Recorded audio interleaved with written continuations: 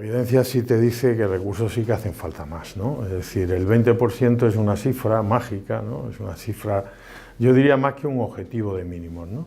Es decir, evidentemente lo que no se puede seguir funcionando es con presupuestos en diferentes comunidades que rozan el 12, el 14, el 15% dedicado a la atención primaria. Y además de eso, todas las modificaciones que se planteen desde el punto de vista de crónicos, de innovación, se planteen en atención primaria, con los mismos recursos y sin memoria económica detrás. Yo siempre digo, y siempre lo he dicho y siempre lo diré, que cualquier tipo de apoyo político en el sentido de implicación de la atención primaria en la resolución de problemas tiene que llevar aparejado, para que sea creíble, un aumento de presupuestos. Y no un aumento de manera gratuita, sino, es decir, las cosas tienen un valor, ¿no? Y cuando tú hablas de que en atención primaria se van a determinar tantas consultas bueno, pues eso tiene un precio en personal, en dinero, en costos, y a partir de ahí, pues eso tendrá que tener una memoria económica que acompañe a cualquier modificación o a cualquier innovación. Eso yo creo que es de sentido común el verlo bajo ese punto de vista. Yo más que a personal, yo diría a resolución de problemas. Los análisis están hechos, los problemas están evidenciados, las deficiencias sabemos cuáles son, entonces yo el dinero lo volcaría en solucionar problemas. Sería la única manera de poner al paciente en el centro del sistema. Quiero decir, si el problema surge de un adecuado flujo del paciente dentro de lo que es el sistema sanitario, pondría el dinero ahí. Seguramente pues en homogeneizar, en homologar, en hacer fácil ese flujo, ¿no? ¿Que hace falta personal? Evidentemente hace falta personal y requiere recursos, ¿no? Pero no necesariamente volcar el dinero en personal, sino en solucionar los problemas, en crear los circuitos suficientes y necesarios para solución de problemas. Yo creo que eso sería el que tras un problema hubiese una solución. Si trabajáramos en ese contexto y después lo valoráramos con respecto a resultados, yo creo que sí podríamos avanzar adecuadamente. Yo creo que la prioridad es el paciente. Es decir, yo creo que ahora mismo estamos trabajando o yo bajo mi punto de vista, por lo menos, y mi comisión permanente, bajo dos prismas muy concretos. Uno es que tenemos que aumentar la capacidad resolutiva, pero no porque seamos mejores que también, sino porque pensamos que el mayor copago que tienen los pacientes son las listas de espera. Y lo pensamos de manera clara, ¿no? Lo pensamos de manera evidente. Nosotros evidenciamos cuando los circuitos no son adecuados, porque lo vemos, ¿no? Y porque sabemos cómo solucionarlos y la implicación de los profesionales en esas soluciones, ¿no? Entonces yo creo que eso es fundamental. Eso para nosotros, y tenemos que medir, porque aquí no se trata de que nadie tenga la piedra filosofal y conozca cuáles son las soluciones de los problemas. Aquí de lo que se trata es que habrá que hacer las cosas diferentes para obtener diferentes resultados, ¿no? Y el enfermo al final el paciente tiene que estar en el eje del sistema de verdad, y no los servicios, ni los profesionales, ni nada de esto, ¿no? Es decir, al final, si nosotros conseguimos que estas situaciones, yo creo que sí ayudaremos clara y rotundamente a solucionar problemas. Cualquier medida que el sistema adopte, si pasa por ser sostenible, si pasa por ser coherente, si pasa por ser posible, tiene que pasar por la atención primaria. Pero la atención primaria está en una situación difícil, está en una situación que la estamos viviendo cada día. Es decir, ahora mismo, por ejemplo, las plazas de difícil cobertura, estamos en un verano que serán difícilmente suplidas, ¿no? Y los profesionales hacen un verdadero esfuerzo para cubrir todo. ¿Eso qué significa? Que evidentemente cuando se innova, cuando se aplican nuevas situaciones, cuando sobre todo esas nuevas situaciones no han contado con el profesional, y ver cómo se pueden implementar en su día a día, Yo siempre digo lo mismo y dentro de un contexto amable, quiero decir, no lo digo ni tan siquiera como desde un punto de vista de soberbia, desde un punto de vista de autosuficiencia, ¿no? Porque si a mí cuando alguien me viene a contar algo, digo, bueno, ¿de dónde quito? ¿O qué es lo que tengo que quitar para meter esto, ¿no? Es decir, que más a más siempre estamos funcionando. Entonces, tenemos que parar, tenemos que reflexionar, tenemos que hacer un punto de inflexión y en analizar, ¿no? Sobre todo bajo el punto de vista del resultado, por dónde vamos, hacia dónde vamos y qué es lo que queremos, ¿eh? Tampoco, y en ese contexto que tú estás planteando, se debe plantear esto como una pelea de entre especialidades, ¿no? Es decir, ahora va a hacer medicina interna el que salga apoyo domiciliario, va a ser... Es decir, aquí todos estamos metiendo codo, ¿no? La enfermería por una parte, la farmacia comunitaria por otro. Es decir, yo creo que hay que sentarse bajo el punto de vista de la reflexión y hay que sentarse bajo el punto de vista de la normalidad y de el objetivo, el único objetivo de que sea el paciente el que esté en el eje. Y en el eje significa en el centro. Y en el eje significa que todo lo que hagamos sea para disminuir listas de espera, para disminuir copagos, para ese tipo de situaciones que al final redundarán en calidad, ¿no? Redundarán en el beneficio del paciente. La burocracia en la atención primaria ha disminuido de manera clara y de manera franca. Es decir, nosotros si miramos atrás, no podemos, yo por lo menos siempre hago el mismo discurso, no podemos denostar todo, sino hay cosas que se han hecho muy bien, cosas que se han hecho menos bien y cosas que no se han hecho, ¿no? Entonces, evidentemente la burocracia con la receta electrónica, que ha tenido unos avances absolutamente importantes, yo creo que está implementada ya en la mayoría del Estado. Ahora lo que evidentemente nos falta es que sirva, ¿no? Es que los sistemas de información no sean mudos y ciegos entre diferentes comunidades autónomas y a partir de ahí se normalice todo ese proceso. Eso ha mejorado de manera clara todo. Los partes de las famosas bajas laborales y de las famosas IT, bueno, pues también se han modificado, no ha sido una cuestión que resuelva el problema al 100%, porque ha creado una serie de conflictos y una serie de situaciones que no se han resuelto todavía, pero bueno, ya también parece que el profesional se va adaptando a una nueva situación, pero queda mucho por hacer, queda muchísimo por hacer. Y fíjate que yo creo que lo básico es que cada profesional asuma la carga de burocracia que le corresponde. Y quiero ser muy claro. Si un paciente sale de un hospital, no debe salir sin una receta prescrita o sin una unidosis tomada hasta que no vaya a su médico de cabecera. Un paciente no puede salir de alta de un hospital con un papel en el cual se le diga que tiene que hacer este tratamiento. Pues tendrá que ir a buscar a un médico, tendrá que ir a un punto de atención continuada, tendrá que... Entonces son cosas tan fáciles. Un paciente no puede salir de una consulta de segundo nivel de seguimiento sin que tenga la prescripción resuelta, cuando con la receta electrónica puede tener una prescripción de 1 año, salvo modificaciones que la impone el profesional. Quiero decir, hay un camino por recorrer, creo que tremendamente importante, y es un camino de honestidad, y es un camino de responsabilidad. Es un camino en el cual cada profesional, independientemente del nivel asistencial en el que esté, asuma de manera clara y rotunda, en beneficio del paciente, cuáles son las cargas asistenciales de cada nivel y las cargas burocráticas. Es decir, nadie puede obviar, ¿no?, esa situación, con el cual, si cada nivel asume su propia carga burocrática de tareas, pues evidentemente todas las que recaen ahora mismo en atención primaria se verían aliviadas de manera importante, porque es que además son necesarias hacerlas.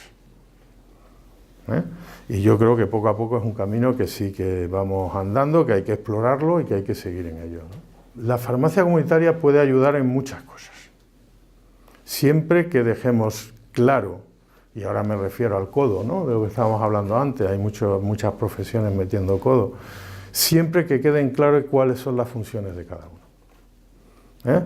Es decir, el médico prescribe y el farmacéutico dispensa.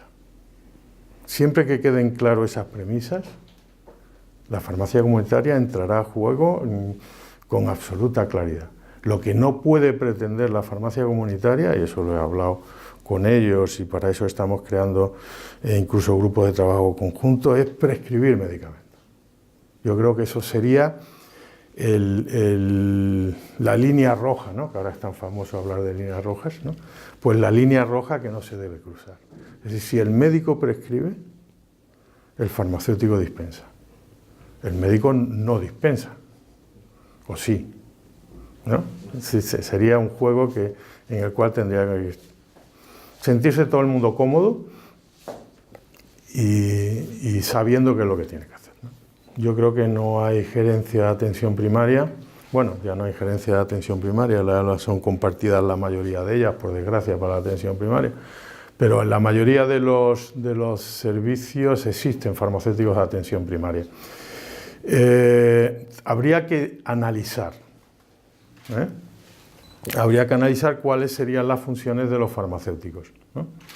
En la farmacia hospitalaria el farmacéutico dispensa y asesora.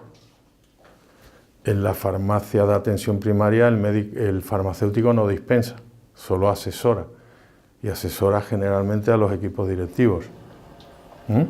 Alguna acción concreta con los médicos de atención primaria, con lo que se refiere a información y demás, pero tienen unas funciones total y absolutamente diferentes el farmacéutico de hospitalario del farmacéutico de atención primaria, que no entiendo muy bien por qué, pero vamos, es así, ¿no?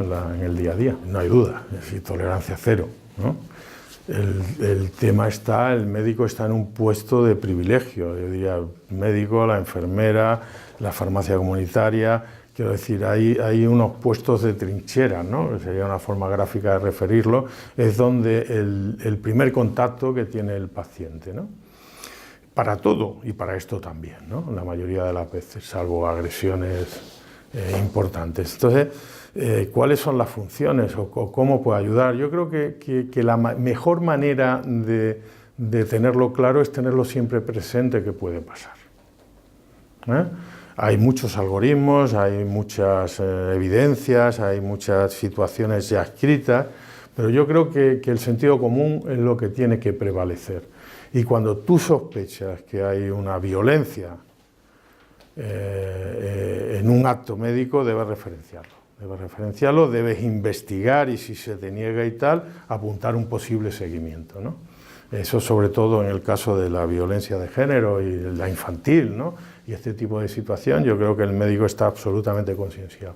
Yo creo que el primer punto fundamental, básico, para que funcione y no se escapen las cosas es tenerlo presente. Es decir, yo creo que el médico de atención primaria es especialista en eso, en tener presente las cosas que pueden pasar, ¿no? La SENG de inicio y de siempre ha estado en contra de la parcelación de la sanidad, ¿no? Del aseguramiento sanitario. Nosotros estamos absolutamente a favor de la sanidad universal. Pensamos, y lo he comentado antes, que el mayor copago que tiene el paciente no es el eurito que paga por la receta o lo que parte que paga por el medicamento. Nosotros pensamos que el mayor copago que tiene el paciente, el más frustrante, el más duro, el más difícil de solucionar es la lista de espera. Y si no, pues yo siempre trabajo en escenarios y planteo escenarios. Y sin ser demagógico, pues plantéense cualquier patología en un padre, en un hijo, y que tiene una derivación en el tiempo, a 6 meses una prueba o a 6 meses una resolución de una consulta de un segundo nivel. Tendremos que hacer algo para evitar esto, ¿no? Entonces, evidentemente, accesibilidad máxima al paciente, sanidad universal, evidentemente eso lleva una carga, se decían estos días atrás de 1.500 millones, ¿no? De lo que iba a costar, es decir, ¿de dónde salen esas? ¿Y por qué no 1.600 o 1.800 o 2.000 a lo mejor, ¿no? Lo que quiero decir con esto que es un punto de inflexión importante para buscar soluciones. es un punto de inflexión importante para modificar determinadas cosas. Pues hagámoslo. Hagámoslo contando con los profesionales, contando con los pacientes, hagámoslo con cabeza, hagámoslo con sentido común, hagámoslo con coherencia. No desde el punto de vista cortoplacista del político, ¿no? No desde el punto de vista del vamos a hacer algo que la gente aplauda. Hagámoslo, pero hagámoslo bien. Si hay que tardar 2 o 3 meses en hacerlo, tardemos. Si las situaciones y los análisis nos llevan a que las cosas sean de otra manera, hagámoslo, pero hagámoslo de verdad. Todos, profesionales, administraciones sanitarias, pacientes, y diseñemos el modelo que queremos. Yo siempre digo a los gerentes que nunca se olviden que los sistemas sanitarios es un bien que la sociedad les entrega para que lo gestione, que no son dueños de ellos. El dueño es el ciudadano. Cuando las cosas se hablan tú a tú, o cuando las cosas se hablan en terreno corto, es siempre mucho más fácil, ¿no? Cuando tú cuentas y dices cuáles son tus argumentos para que la troncalidad sea generalista, todo el mundo te entiende. Cuando tú dices o cuando tú relatas el porqué de las cosas o cómo lo ves tú desde el punto de vista profesional o desde el punto de vista ya de una cierta madurez en la profesión, conociendo el oficio, todo el mundo te entiende. Cuando te llevas ese nivel de conversación a los despachos y estás hablando desde un punto de vista teórico, ya las cosas se complican un poco más, ¿no? Pero en resumen yo creo que si somos sensatos y coherentes, es decir, al final de todo el decreto de troncalidad se paraliza porque no había una memoria económica de las situaciones, ¿no? Hagámoslo bien. Digo, como igual que igual que a la pregunta anterior, hagámoslo con sentidiño, como diría un buen gallego, hagámoslo con cabeza, hagámoslo con sensatez. No parece de recibo que un sistema sanitario público que se quiere apoyar en la atención primaria sea absolutamente desconocida para el resto de los profesionales. Es decir, yo creo que la mejora tiene que nacer del conocimiento y del conocimiento del medio y de saber cuáles son los medios y de saber qué es lo que se puede hacer y qué es lo que no se puede hacer en cada... Evidentemente en una rotación, ¿no?, de 2 o 3 meses por unos centros de salud o por la atención primaria en general no va a solucionar el problema, pero sí va a acercarlo, ¿no? Yo siempre digo que no son importantes los grandes pasos, que también, que lo importante es dar los primeros pasos en el sentido correcto. Entonces, siempre que hay un punto de inflexión, como la suspensión de la troncalidad, o como ha habido ahora con el Real Decreto y tal, pues pensémoslo y veamos cuál es el siguiente paso para no equivocarnos, ¿no? Que ya no hemos equivocado 2 veces, ¿no? Entonces, yo creo que sí, concluyendo un poco, yo creo que toda esta situación debe llevar a una troncalidad sensata y además acorde con las líneas estratégicas de la política del país, ¿no? Si a todas las líneas políticas y líneas estratégicas están implementando una atención primaria fuerte, aunque no sé si es de boquilla, porque después eso no se traduce en presupuestos, pero en definitiva, en que va a ser la base y va a ser la situación de futuro, pues hagamos que sea así, ¿no? Y hagamos que todos conozcamos la atención primaria desde su inicio, ¿no? Está en stand-by, eso no ha habido ningún cambio ni con el anterior ministerio ni con este, no se ha tocado. Yo creo que ahora mismo no es un tema que tenga una prioridad para la clase gobernante. Yo creo que hay temas de muchísima urgencia y este es un tema importante pero no urgente. Bien, es verdad que la normativa europea está ahí, pesa como una loza, ¿no? Y tendremos que darle una solución de una manera o de otra.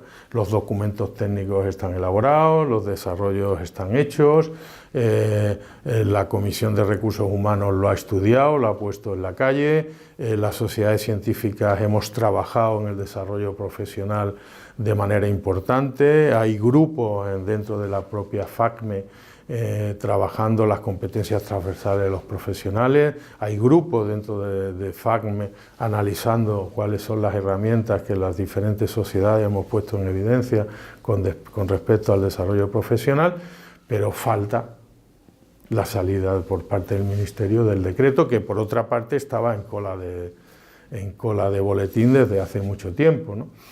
Al final, bueno, pues saldrá, como salen todos. Tengan en cuenta que la fecha límite que España tenía para ajustar a la normativa española, la directiva europea, era el 1 de enero del año 16. Es decir, que nos vamos ya casi a 2 años largos, 3 años.